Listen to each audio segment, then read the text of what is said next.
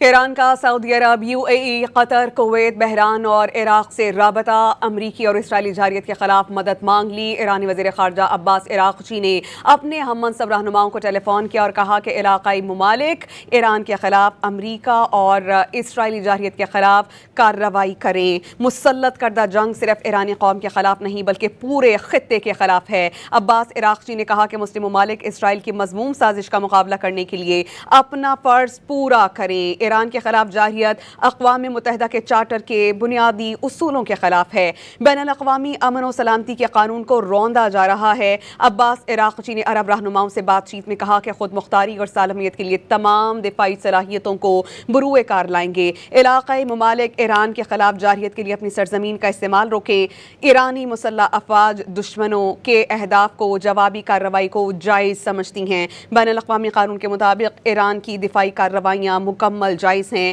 تازہ ترین اطلاعات کہ ایران نے سعودی عرب، UAE، قطر، کویت، بحرین اور عراق سے رابطہ کیا ہے، امریکی اور اسرائیلی جارحیت کے خلاف مدد مانگی ہے۔ ایرانی وزیر خارجہ عباس عراقچی نے اپنے ہم منصب رہنماؤں کو ٹیلی فون کیا اور کہا کہ علاقائی ممالک ایران کے خلاف امریکہ اور اسرائیلی جارحیت کے خلاف کارروائی کریں۔ مسلط کردہ جنگ صرف ایرانی قوم کے خلاف نہیں بلکہ پورے خطے کے خلاف ہے۔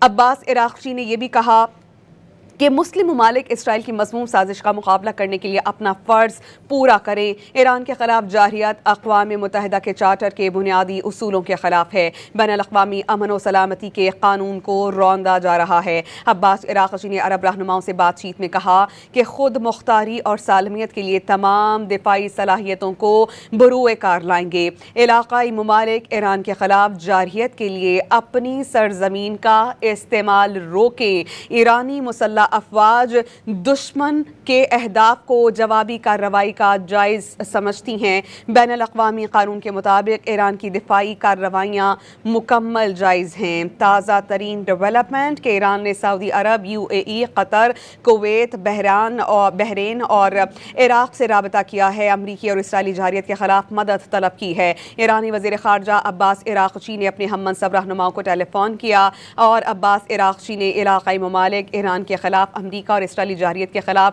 کارروائیاں کرنے کا کہا ہے۔ انہوں نے کہا ہے کہ مسلط کردہ جنگ صرف ایرانی قوم کے خلاف نہیں بلکہ پورے خطے کے خلاف ہے۔